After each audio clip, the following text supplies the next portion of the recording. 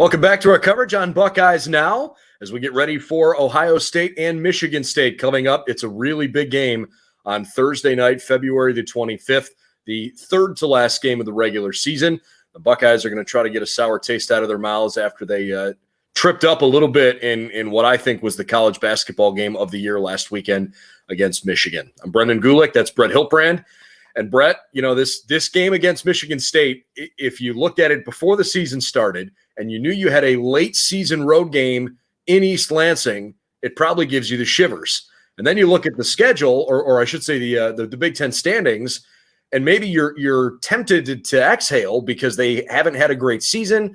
Obviously had these high accolades preseason, got off to a decent start, but things just kind of crumbled a bit. And then they go out and whack Illinois, and now all of a sudden it looks like the game that you thought it was again. So no real rest for the weary for the Buckeyes. No doubt. I wrote on our website that, you know, Tom Izzo is definitely not used to being in this position. Usually the opposite, where teams are coming in to try and spoil their NCAA seeding hopes in the final part of the, final few weeks of the regular season. I don't think, he's very used to trying to, verse the script there a little bit, but that's where Sparty's at right now. And it was crazy to watch that Illinois game, and they made it look like this is the team that had all of that preseason hype. And like, this is the potential. This is like, what they can offer. It just didn't happen for them throughout the, the bulk part of the season, but lace them up tight, strap it on. Here we go. Cause this is the Big Ten right now, right? No nights off. You're going to get, a rock fight every single time you go out in the court. They've got some talent for sure. And maybe they just didn't gel very well at the beginning of the year. Joshua Langford feels like a guy that's been there for a long time and feels like maybe the glue now that's bringing this team back together. Aaron Henry's played really well. Obviously, Rocket Watts is a good player. I don't want to leave Joey Hauser out of it either. I mean, this team definitely is coming off of a good performance. If you beat a top 5 team late in the season, you feel like, hey, nobody can beat us anymore, right? And you're trying to peak at tournament time. Michigan State knows they've dug themselves the kind of hole in which they need to make sure they win the tournament. That's the only way they would get in to the NCAA tournament. So they have everything to lose. And if you're the Buckeyes, you haven't lost back-to-back games all year. And the news comes out yesterday in Chris Holtman's press conference that Kyle Young has a concussion and he's out. Musa Jallow, game time decision. CJ Walker's hand still isn't 100%, although he's going to play. Probably puts a little bit more pressure on Seth Towns, Zed Key. The Buckeyes already don't have a huge front court, but losing a player like Kyle Young for a game of this magnitude, think about everything that he has sacrificed as an upperclassman to miss a game in East Lansing senior year is really tough. This is, I think, as the game gets closer, this is becoming more and more meaningful game for the Buckeyes. Right. It absolutely has. And also, I think if you're projecting a little bit out, the final 3 games here that Ohio State has in the regular season, Michigan State, obviously, and then Iowa and Illinois. If you are going to miss, if Kyle Young is going to miss a game, you probably would prefer him to miss this Michigan State game. But they're long too. They've got incredible length. Really, I would say like 2 through 5. They're pretty darn long. And we saw length bother Ohio State just in this most recent game against Michigan. So, not only is this game, its importance is, kind of increased, excuse me, but also, it speaks to, kind of how you want to see Ohio State finish, because an upset loss to a Michigan State team hurts their chances of latching on to what is probably that final 1 seed. Gonzaga, Baylor, and Michigan are probably almost borderline locks for those first 3 seeds. There are probably 5 or 6 different teams that are fighting for that last number 1 seed, that 4th one. And Ohio State not getting it done against Michigan State would hurt their chances in a pretty big way. So it's a big game. It's probably in some ways, the quote unquote trap game that is kind of a cliche at this point in general, but like it's going to be tough, and it's absolutely it's not a must-win game, but it's pretty darn close. And I think if you're Chris Holtmann and company, that's how you're going to treat it. I think it is a must-win game. Yeah. I understand why some folks might think of it as a trap game, and I know where you're going with this, because of who you've got coming next with Iowa and with Illinois. But I think if the Buckeyes at all start to think past Michigan State, things aren't going to go well. You're going to get beat. Yeah, this has not been. First of all, the Breslin Center is a brutally difficult place to play. Again, it feels like in so many ways every game this year is a neutral court. Most coaches are telling reporters on a consistent basis that the home court advantage feels pretty minimal this year. It's really a lot more about the fans and a lot less about the travel or the staying in a hotel versus sleeping in your own bed. It has a lot to do with being in a hostile environment when you're playing a game and it's really loud and it's a late game sequence. Obviously, East Lansing is a great basketball venue when that place is rocking, and they won't have that advantage the same way Ohio State didn't have an advantage over Michigan on Sunday, when I'm sure they would have loved to have 19,000 people going nuts. But historically, Ohio State has struggled a little bit at Michigan State because this is a really good program. They are as well coached as any late season team in the country. I really think the Buckeyes have to go in and have the mentality of not, hey, we're going to win this game. They have to have the mentality of we're going to dominate this game, because if you don't really have a mental edge, this game might not go well. Right, absolutely. And also there is an extra incentive for this team to try and put this game away early, because that gives Chris Holtmann the opportunity to pull some guys off. Sure. And not put another 40 minutes of wear on the legs of some guys who have really put in a ton of minutes at this point in the season. And if you're kind of projecting that out again, like I said a few minutes ago, there's a lot of really good opportunities, a lot of good teams and opportunities here in the rest of the regular season and beyond, where you're going to play 40 minutes of really, really tough basketball. So you want to be as fresh as you possibly can be. Chris Holtmann said after the Penn State game, about a week ago, that they were going to need some really good time and a really good day in the training room. Well, I think that's probably just as important now as it was, 8-9 days ago. That what this team does, and I wrote about this on the website. What this team does in their downtime in some ways is just as important as what happens on the court. It's because that's going to speak to their ability to be as effective and efficient as they've been throughout, the year to this point. If they don't have the same amount of legs, if they don't recover the same way, or at least to, a really good level, that they're going to maybe struggle in ways that we haven't seen them so far this season. You mentioned that it feels like maybe a logjam of teams that are vying for that, potentially that last, spot among one seeds. I think you could make the case the Buckeyes have the upper hand right now. Unquestionably. The quad one wins, certainly the record. Look, they've already beaten Illinois head-to-head once, so in a relatively comparable resume, you're going to give the edge to Ohio State. Buckeyes have already beaten Iowa head-to-head once. Same situation. Ironically, you're going to play them both again, and I think that could certainly help the Buckeyes' cause. But look, Alabama has started to play well enough to maybe be in consideration there. Villanova's had a nice season. I'm not sure it's going to be enough for them. The Big 12, maybe the Big 12 champion, Oklahoma, West Virginia, and Oklahoma, probably the two teams, and that Florida State too. Probably. Well, let me rephrase that, because obviously Baylor's probably going to be the Big 12 champion. Yeah, we're kind of taking them out of the equation here because they're going to be a number one seed. Who's the next one down? Right. So is it Oklahoma? Is it West Virginia? I think those two teams are probably not going to be one seeds, but they could play their way into it.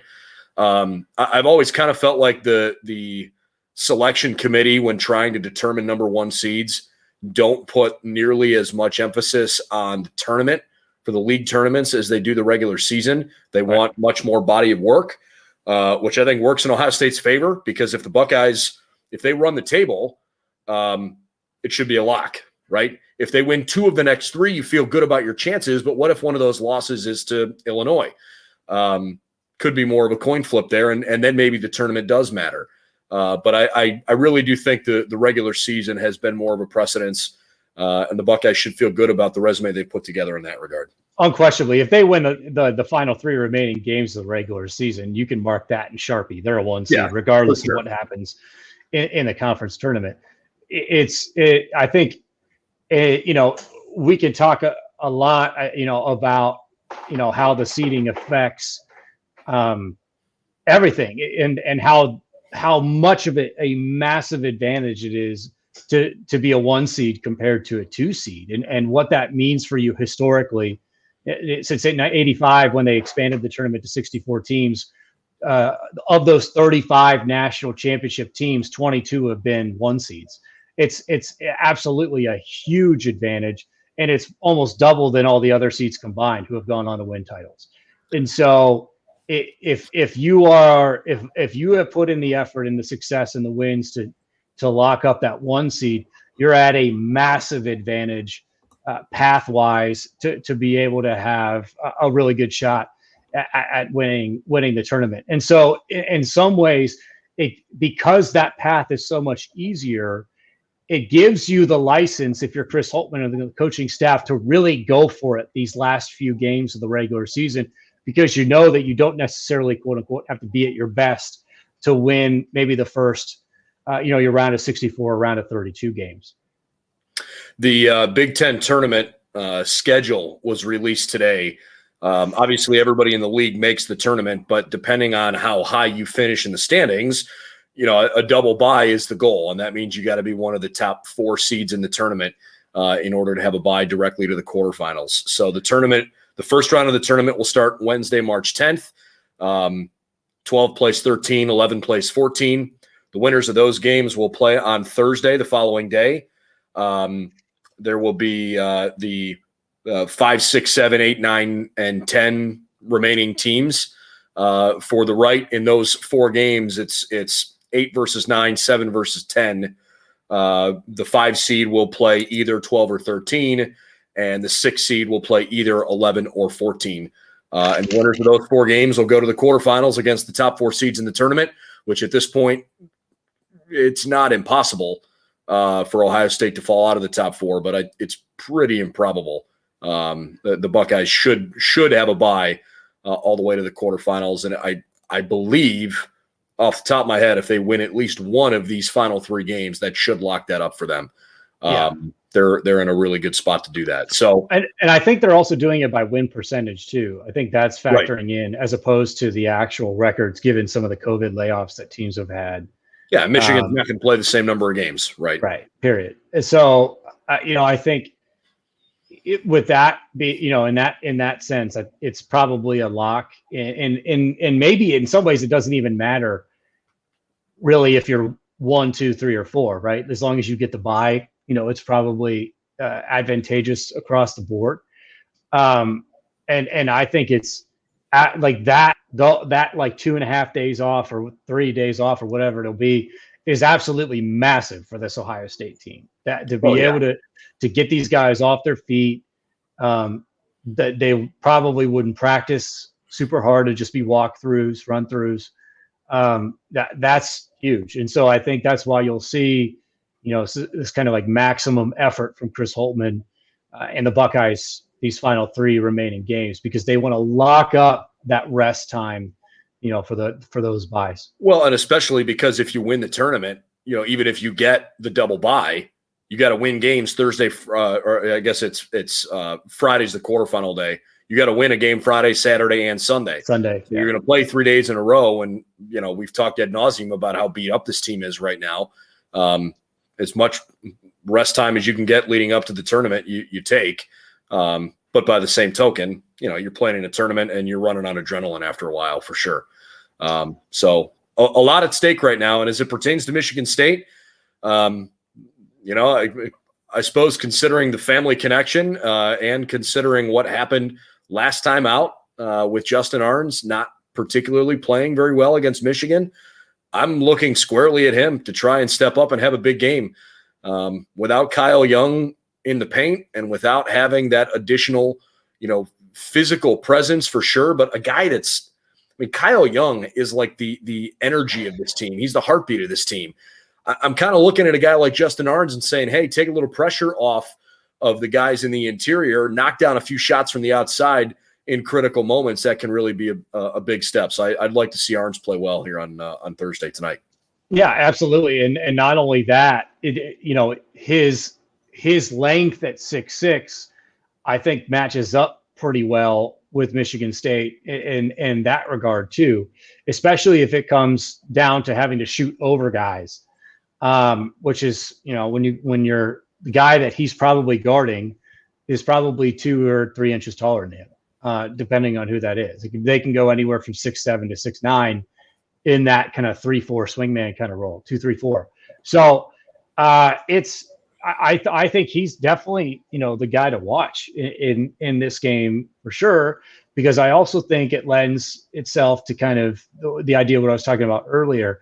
If he can pour some in early on in this game and Ohio State gets a good buffer, I guarantee you'll see Chris Holtmann really push them to try and finish first half on the run, come out early in the second half and really try and extend that lead, because they want to be able to get in position to pull some guys out.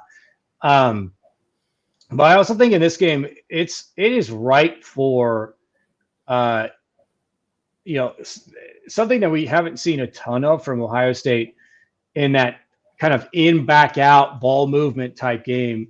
At Penn State, when they were running doubles at the first passer at Ohio State, and they struggle with that. I would not be shocked if you see Michigan State do something similar in this game. You saw Michigan do it a little bit early on in the first half of that game, and it didn't matter because both teams were throwing at the hoop was going in, so they got out of it pretty quick.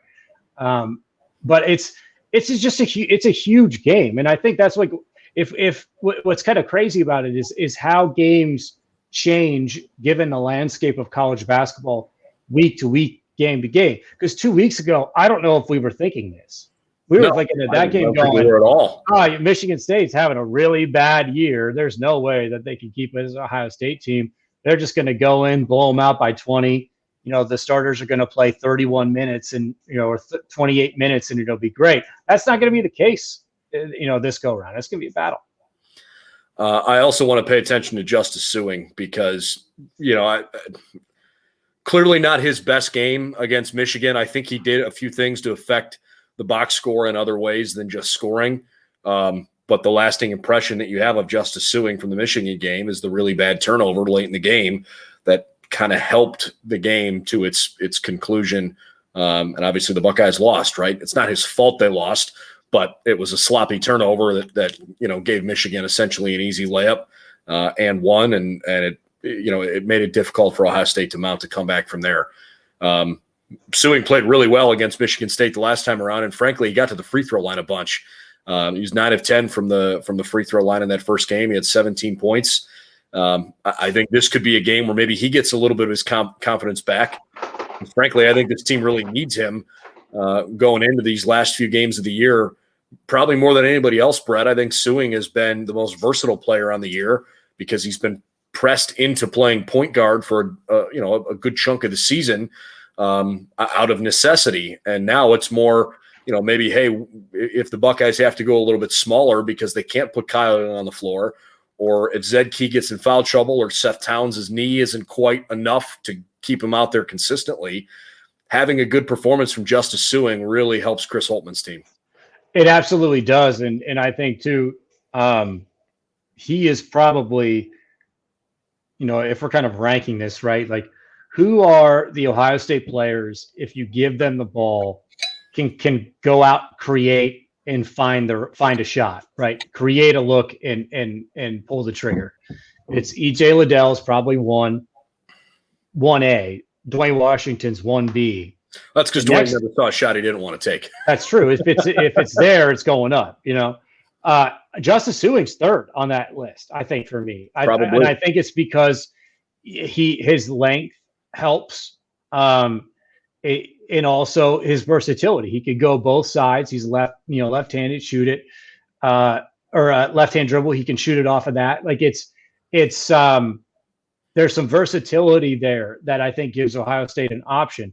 And as we've seen kind of historically, it's that kind of middle depth scoring that you want to see those guys really catch fire and really kind of get hot at the right time to be able to kind of boost you when it comes to going into the tournament. So he's definitely a guy that I think, that this is a good game to kind of see where he's at, because that turnover he had against Michigan was a bad turnover, period. It literally could not have been at a worse moment in the game. And so his ability to bounce back from that is going to be key. And in some ways, you can maybe make the argument that Ohio State's just general, ability to be successful the rest of the year is influenced a lot by his ability to bounce back from that mistake. We're going to find out how well, he's able to manage that and move on against Sparty. 9:00 tip-off on ESPN. It's, I guess it's the late game. I think there's another Big Ten game beforehand. See if I can check that for you. It is, that's right. Iowa, Michigan is on ESPN at 7:00, followed by the Buckeyes and Michigan State. So the mothership has a couple of big ones on Thursday night. It'll certainly be fun. Looking forward to watching the game and seeing what the Buckeyes are able to put together. And Brett and I will have some reaction for you post-game right here on Buckeyes Now. So check out BuckeyesNow.com for all the latest on tonight's game, and hope you'll come with us here. We've got the live post-game press conference after the fact. We'll stream it here on our YouTube channel as well as our social media channels. And again, everything you need to know is over on Buckeyes Now. For Brett Hiltbrand, I'm Brendan Gulick. See you again real soon.